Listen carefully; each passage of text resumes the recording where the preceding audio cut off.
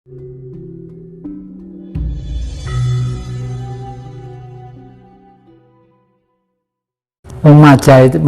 sendiri hancur kok di depan mata. Apa kita akan lebih hancur lagi? Kan mesti begitu secara rasional ya. Karena orang-orang nggak sampai pikirannya bahwa politik ini yang selama ini ada di negeri kita yang namanya Republik Indonesia ini kan politik pembentukan pemerintah didasari demokrasi dari barat, yaitu pemilihan umum, coblosan lah. Karena bentuk pemerintah, bentuk masyarakat kita itu sudah hidup dalam dunia liberal yang kapitalistis, kebebasan tapi modal menentukan nasib, ya toh. Akhirnya kan jual beli. Nah, akibat jual beli itulah menjadi yang saya katakan di depan tadi itu banyak oknum-oknum legislatif, eksekutif, yudikatif yang tanda tanyanya besar. Ini sebenarnya ngerti tentang negara atau tidak, itu loh ya. Ini terkait dengan fungsi air, terkait dengan fungsi tanah, terfungsi bumi, leluhur dan lain sebagainya. Seperti itu. Jadi oleh karena itu politik yang akan datang itu bukan ditentukan oleh orang-orang pinter yang bergelar macam-macam itu, tapi ditentukan oleh leluhur. Karena leluhur itu tidak ditelkim, ditahlili, ditumpangi saleh, di ini brongi dupo langsung ke surga. Nggak semudah itu deh, nggak semudah itu. Jadi tetap memikul konsekuensi logis pada waktu pikiran bergerak dan bekerja untuk apa, antara kebenaran dan kekeliruan, bukan kejelekan. Tuhan tidak pernah menciptakan sesuatu yang jelek, yang baik, yang terkutuk, ya, tidak pernah. Yang Maha Kuasa Allah tadi itu ya. Misalnya Allah kok keliru membuat babi, kok keliru membuat celeng. Loh, ini kan pikiran manusia aja. Adapun kita tidak makan, tidak nyentuh, itu lain soal. Itu budaya, ya. Budaya. Tapi Tuhan tidak pernah salah bikin anjing sama bikin babi ya. Dan ada maksudnya. Pernah salah. Banyak budaya leluhur kita itu yang sekarang diurak-arik, misalnya bunga kamboja ditaruh kuburan, umumnya kan begitu ya. Loh, kalau Anda pergi ke Bali, enggak ada, di rumah tangga itu bisa ada kamboja. Rumah saya di Singosari, Padepokan, kamboja ada, di sini kamboja ada. Karena apa?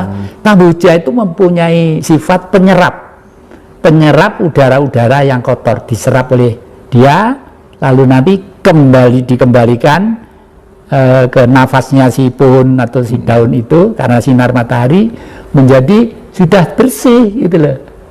Udah bersih, anti santet, anti tenung, anti jengges, unsur-unsur negatif itu akan hilang. Ya saya taruh di sini gitu. Sabar bener gitu aja. Kalau saya juga nggak beli, gue turut hutan-hutan itu.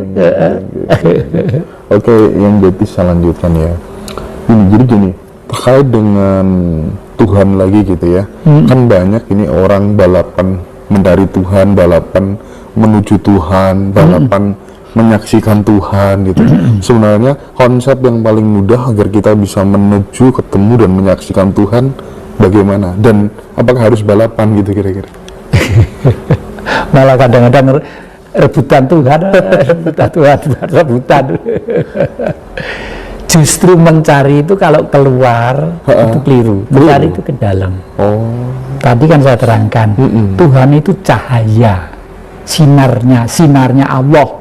Allah itu seluruh sekalian alam, ya matahari, ya bulan, ya planet, ya air samudra yang sedemikian banyaknya itu. Makanya di dalam ceramah tadi saya katakan bentuk Tuhan itu adalah air itu. 80% tubuh kita juga air, bumi itu juga dibuntel oleh air. Loh kok nggak korat-karit ini segala macam. Yang Tuhan memang beliau berkehendak untuk ada. Tapi selain air, bentuk Tuhan tetap ada kan ya? Tetap ada, dan di mana-mana kan mendapat sinar Tuhan. Gitu kan. Di plastik ini, di meja ini, di kursi ini, di adik-adik itu. Dari semua yang mendapat sinar Tuhan itu, yang paling bijak adalah manusia. Dan sinar itu menyinari namanya itu otak ya, yang terdiri dari 11 miliar simpul saraf Dan setiap simpul saraf melayani 25.000 saraf. Jadi, dan ini kuncinya semua ada di mana sih? Di Honocoroko. Gampang banget. Loh, Honocoroko ana hubungannya mbak ilmu Tuhan. Piye ya? Saya menulis buku yang akan datang itu Misteri Gunung Arjuna. Karena Gunung Arjuna itu adalah gunung suci yang mengeluarkan surat-surat yang namanya Kidung Agung. Kidung Agung, Kidung itu tembang, Agung itu besar, ya itu tembang besar terjadinya alam semesta. Oleh karena itu Gunung Arjuna saya anggap gunung suci, ya lebih suci di sini daripada wilayah-wilayah yang lainnya. Ini kebetulan banyak yang pertanyaan dari teman-teman penggemar panjenengan gitu. Saya bertugas untuk menyampaikan satu-satu ini. Nggak apa-apa ya? Nggak apa-apa, saya senang. Nanti kalau yang Jati capek bilang aja istirahat dulu gitu. Gini, pertanyaan selanjutnya, ini ada yang bingung. Yang Jati, terkadang dalam sebuah kontemplasi, saya bertanya-tanya, kenapa Tuhan sampai menunjuk dan memilih saya untuk menjalani kehidupan di dunia ini? Ya, kita seperti yang saya sampaikan, kita lahir itu tidak bisa minta. Mas Indra tidak bisa minta, adik-adik tidak minta, Tuhan tolong Indra dilahirkan, Tuhan tolong jadi, Allah tolong jadi dilahirkan, nggak bisa. Nggak bisa. Semua itu karena gerenjet Allah. Gerenjet itu bukan membuat loh. Jadi saya tidak tentang adanya bumi, tentang adanya laut, tentang adanya saya ilmiahkan seperti yang Mas Indra baca dalam satu lembar itu ya.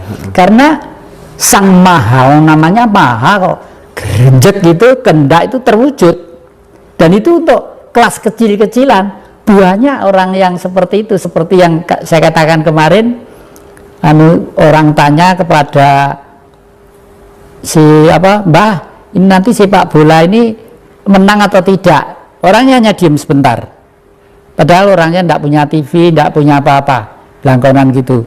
Dan waduh, dereng wancinipun niku. Jawaban iki sopan, dereng wancinipun. Artinya dereng kuat. Kan tanya kepada Tuhan itu. Jadi betul. Seperti itulah. Dan itu melatihnya juga sangat ringan, sangat gampang, tidak usah berdele-dele. Latihannya lewat apa ya? Latihannya lewat 5 dasar pokok pemahaman ya. Angen-angen bener, pikiran bener, tutur kata bener, pribadi bener, bergaul bener. Lah, ajaran 5 kebenaran ini sudah dimulai 500 tahun sebelum Masehi. Sebelum ada agama masuk. Wah, sebelum ada agama masuk. Agama itu masih kemarin sore, Mas. Iya. Itu 500 tahun sebelum Masehi. Siapa? Sang Siddhartha Gautama. Yang selanjutnya disebut Buddha. Patungnya ada di sana itu, di depannya singgasana itu, kanannya itu. Nah, itu asli peninggalan Majapahit.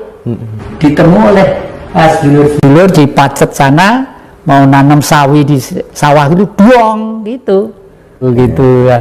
Itu. Jadi Buddha itu mempunyai ajaran seperti tadi saya katakan, angen-angen bener, pikiran bener, pribadi bener, tutur kata bener, pribadi bener, bergaul bener. Nah, sekarang saya jelaskan satu persatu. Angen-angen, kenapa angen-angen? Tidak ada manusia yang tidak punya angen-angen. Seluruh manusia itu punya angen-angen.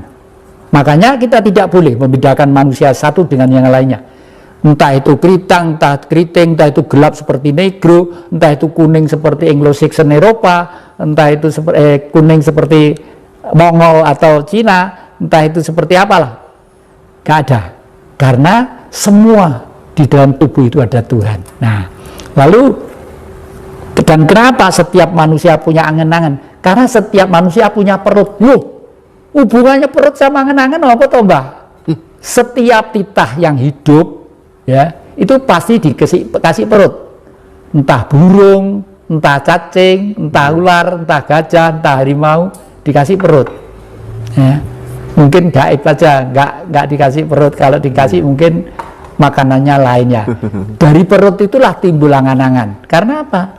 Setiap manusia kalau perutnya lapar kan mesti cari makanan. Kalau ngelak mesti cari minum, ya itu loh. Nah, kalau minum misalnya, kan saya kok lapar ya, saya pengen makan, pergi ke dapur, belum masak, ternyata baru ngerayai isa ono dompet ono duit pora dibuka dulu, nggak langsung ke warung. Gue kadung di warung, kadung bu sate 10, gulai 1 porsi, ini 1 porsi tambahin dibaik dompetnya gak ono duitnya. Itu kan perlu pikiran, ya perlu pikiran, misalnya seperti itu. Lah, teori ribuan tahun yang lalu itu dimodernisir oleh Bung Karno di era milenium ketiga. Tahun sekitar abad 19, nanti ajaran itu untuk tahun 3000 yang akan datang. Namanya itu apa? Marhainisme. Jadi semua kitab suci, Taurat, Zabur, Injil, Al-Quran, tujuannya satu, jangan menindas kepada orang lain, jangan eksploitasi kepada orang lain, jangan menghina kepada kehidupan yang lain, salinglah harga menghargai. Makanya sila yang pertama itu disebut ketuhanan yang Maha Esa. Dengan ketuhanan yang Maha Esa, semua sadar. Makanya di dalam perisai Pancasila ditaruh di tengah gambare bintang sinar 5. Karena waktu manusia diciptakan itu ada 5 Adam. Dan setiap Adam disiapin benua.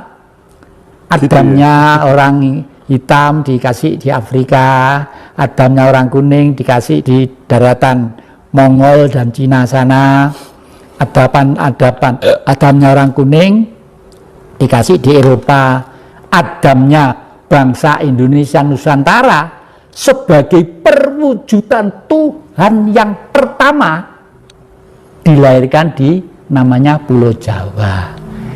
Ini tidak kok ekstrim Jawaisme, tidak, karena ini peristiwa ini terjadi jutaan tahun yang lalu. Ya, ini berkembang kan, selanjutnya berkembang menjadi Batak, menjadi Manado, menjadi ini begitu.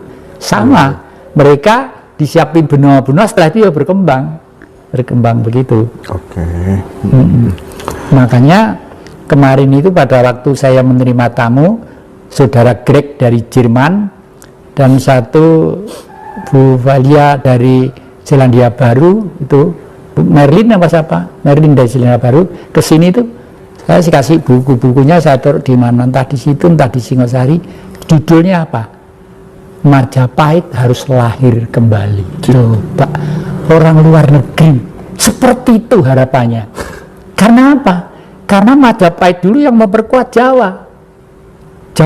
Orang Jawa itu versi filosofisnya, jadi cita-citanya hanya satu, hamemayu hayu ing bawono. Tidak ada orang Jawa cita-cita pengen kaya, pengen sugih, pengen gini gitu.